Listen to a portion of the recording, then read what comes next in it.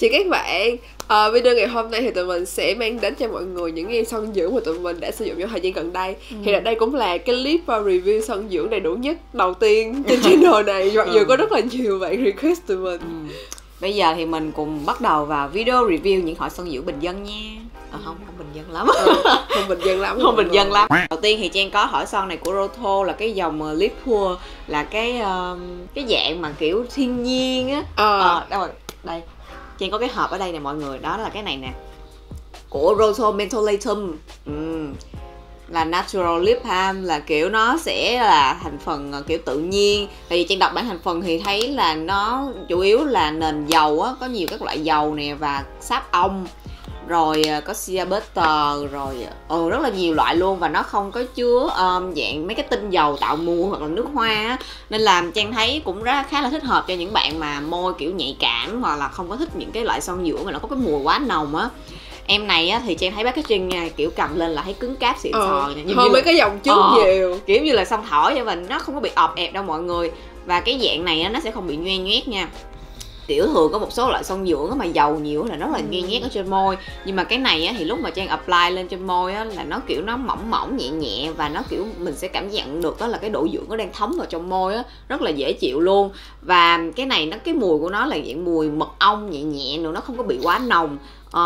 Cái này thì độ dưỡng của nó là ở mức trung bình thôi, nó không dưỡng quá nhiều nhưng mà cũng không có quá ít, nên là sẽ rất là thích hợp để mình reapply lại ở trong ngày, hoặc là buổi tối mình apply một lớp son này, sau đó mình apply thêm một lớp mặt nạ ngủ nữa, thì môi sẽ được dưỡng nước ẩm rất là tốt. Em nhớ là 100 mấy thôi á, và cũng rất là hay sale á mọi người. Và dòng này dòng mới luôn. Rồi tiếp theo ở đây mình có một em Carmex, thì em này gọi là cũng khá nổi tiếng trong cộng đồng son dưỡng mà mãi tới bây giờ mình mới dùng thử. Tại mình cũng có nghe nhiều người khen á. Trong em này là mình dùng cái dòng Carmex Classic Lip Balm. Thì em này là cái dòng Medicated và có SPF 15. Thì là vì cái Medicated là lúc mọi người hửi cái mùi nghe nó hơi mùi dầu gió. Thì em này á, là trong này thì mình đọc thành phần thì mình thấy là có những cái thành phần chống nắng nè, có petroleum cái thứ nữa. Thì mới đầu mình xài mình cũng thấy thích lắm, kiểu như là em này dưỡng ẩm này kia cũng tốt lắm. Nhưng mà sau một thời gian mình xài thì mình có nghe đọc được một số review thì kiểu là em này nó rất là dễ gây kích ứng cái thứ này kia, và dùng thì sẽ thấy môi nó không có còn được dưỡng ẩm như ban đầu nữa, mà kiểu nó sẽ hơi nhảy hơi khô sao đó, và mình cảm thấy không ổn áp lắm, là mình đã quyết định ngưng dùng. Mà trong em này thì có một số những cái thành phần mà nó có thể làm cho môi bạn bị kích ứng nếu mà bạn là một người có môi quá nhạy cảm, ví dụ như là amphor này kia rồi menthol nữa. Nên là bạn nào mà kiểu như là mình dùng em này một thời gian mà thấy nó cứ bị nổi mấy cái mụn mẫn cái thứ này kia thì là mình nên dừng nha. Mặc dù em này giá nó cũng rất là rẻ, chỉ có 50-60 nghìn thôi. Và một cái hộp mà kiểu dạng ba thỏi thì Carmex là kiểu nó là siêu rẻ về cái dạng son dưỡng mà nhiều loại khác nhau nữa. Đúng rồi, cho nên là nó bạn nào mà thấy môi mình có dấu hiệu kích ứng thì nên ngưng dùng. Ngoài ra thì trong em này, trong thành phần em này thì mình đọc thì mình không có thấy có salicylic acid, nhưng mà khi mình lên mạng mình xem cũng cái dòng này luôn thì mình thấy là có salicylic acid nữa, thì mình cảm thấy là nó cũng không nên là một thành phần có trong dưỡng môi lắm á. Ý là không biết cho vô để làm chi nữa. Thì là mình cũng để review ở đây để cho mọi người tham khảo ha. Và tiếp theo thì Trang có thỏi son dưỡng này của Hero. Thì Hero là Trang đã dùng rất là lâu rồi, mà cái thời mà kiểu tìm đỏ mắt luôn, cũng rất là ít shop bán em này, và bán rất là mắc. 3-4 năm trước rồi đó. 3-4 năm trước gì đó mọi người, 3 năm trước á. Và sau này á, thì Trang thấy Watson bán Hero rất là nhiều luôn.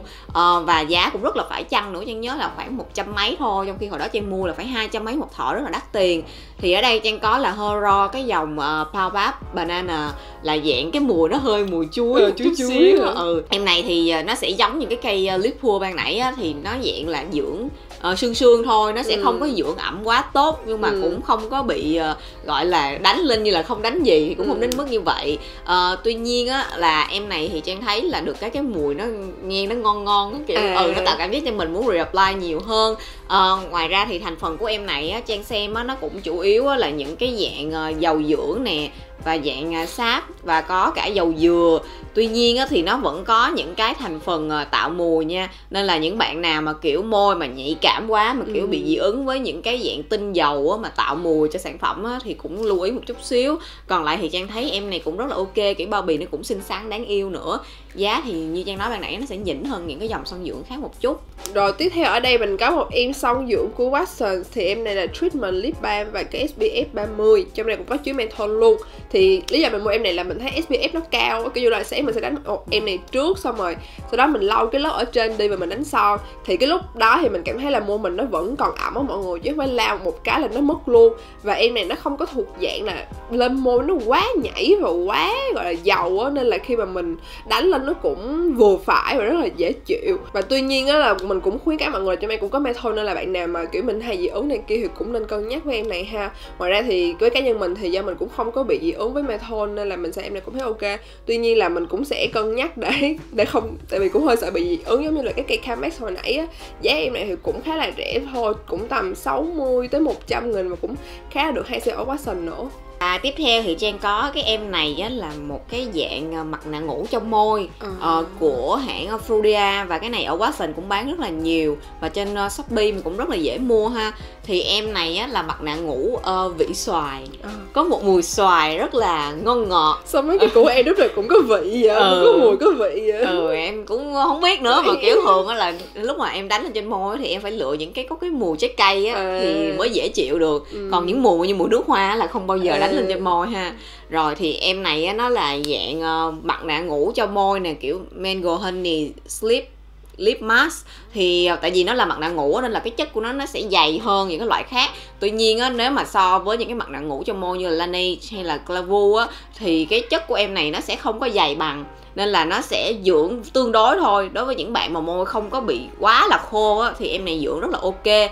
Nên là thành ra nhiều khi á, mình dùng em này như là một cái son dưỡng mà dạng sáp lỏng lỏng như là bình thường cũng được. Nhưng mà thật ra cái chất của nó cũng không lỏng lắm, cái chất của nó sẽ hơi đặc một chút xíu. Khi mà mình tán lên trên môi thì nó mới bắt đầu tan dần ra. Em này thì Trang dùng Trang thấy cũng rất là ổn, nhưng mà với những lúc mà môi Trang mà quá là khô đi á, thì cái này nó cũng không có cứu vớt được gì. Chỉ dùng tạm thôi, sương thôi. Và bao bì á, thì rất là dễ thương, xinh xắn. Giá cũng khoảng trăm mấy, nhiều khi sale còn đâu khoảng 90 ngàn, cũng rất là rẻ.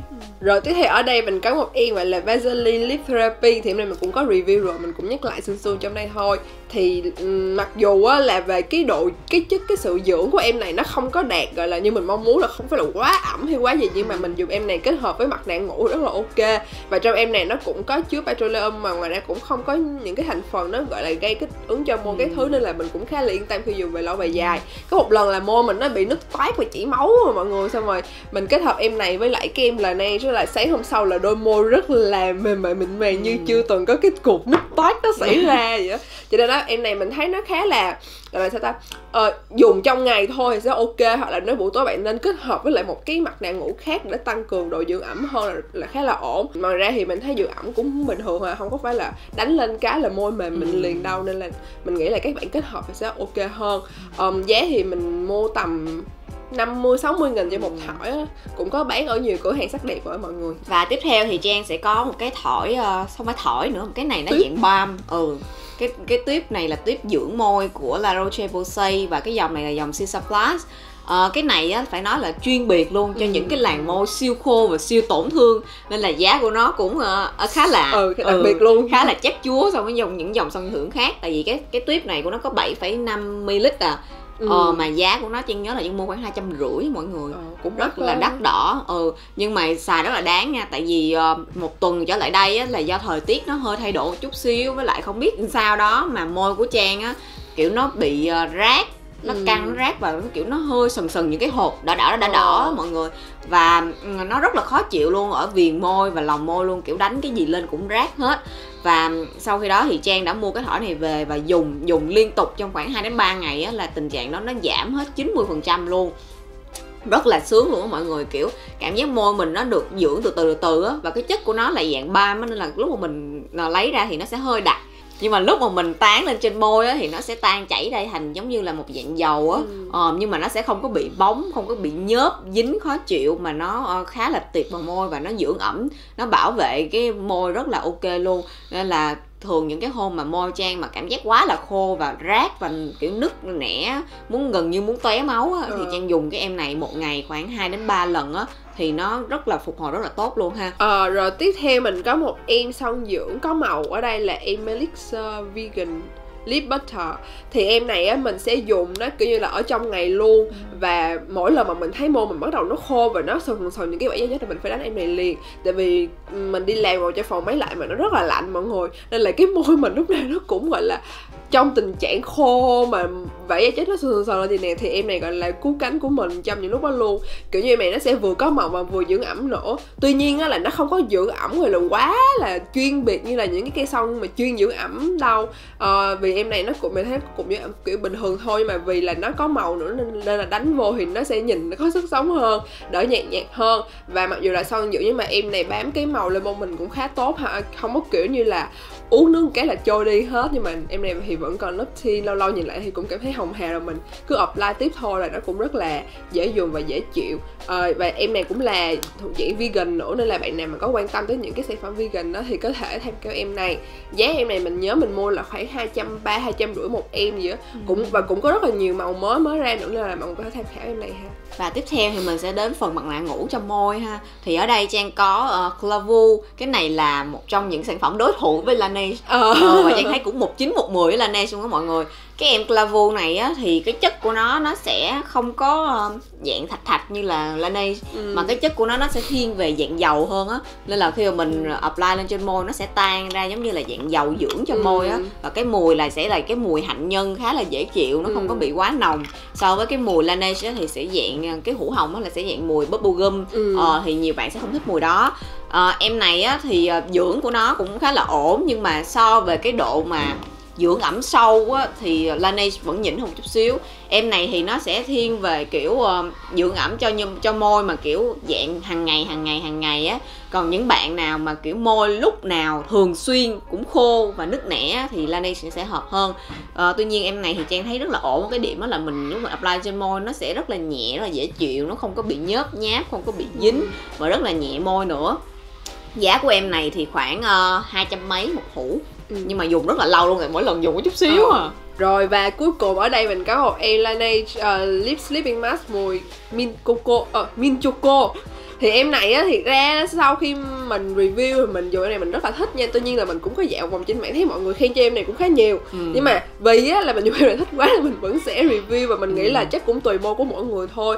Vì mình dùng em này rất là hợp. Thứ nhất á, là cái mùi Mint Choco mình rất là thích rồi. Thứ hai là em này kết hợp với lại những cái sản phẩm khác cũng rất là tốt luôn. Đặc biệt là hôm bữa môi mình chảy máu dã man mà nó healing một cách gọi là rất là thần kỳ luôn, và mình thấy rất là bất ngờ. Và ngoài ra là cái hũ này dùng rất là lâu luôn nè mọi người, kiểu như là mình đã dùng được hơn nửa năm rồi mà giống như là cầu nguyên như mới vậy á. Đó cho nên là mình nghĩ là bạn này nó sẽ kiểu như là sẽ tùy người á, tùy sở thích á, và cũng không nên gọi là chê em này quá nhiều, tại vì nó rất là mang tính kiểu tùy người á. Đúng rồi, cho nên là mình hợp thì mình cứ tiếp tục dùng thôi. Và giá em này thì thực ra cũng không có phải là rẻ lắm đâu, cũng khoảng mình mua như 500, 600 gì đó, mình mua chính hãng Laneige luôn. Thì là mình mua cái size mini thì nó sẽ rẻ hơn. Thì khi mình mua vậy thì mình cũng được tặng quà các thứ này kia. Và ngoài ra thì cách dùng em này là mọi người nên là để cái môi mình ẩm rồi hãy bôi lên một cái lớp khóa nước lại á, khóa ẩm lại cho môi mình nó được mỏng hơn. Chứ nhiều khi cái môi bạn khô queo, bạn bỏ cái khóa lên thì nó sẽ không có giữ được cái gì hết. Cho nên là đó là một cái tip khi mà mọi người dùng em này ha. Rồi vậy là tụi mình vừa review qua hết những cái loại son dưỡng mà trong thời gian qua mình có dịp thử ha. Và nếu mà mọi người có những cái hỏi son dưỡng nào mà mọi người rất là thích á, thì comment ở bên dưới cho tụi mình biết nha. Và nếu mọi người thích video này thì đừng quên like và subscribe channel của Bitch & Coffee và follow Instagram của tụi mình. Tạm biệt.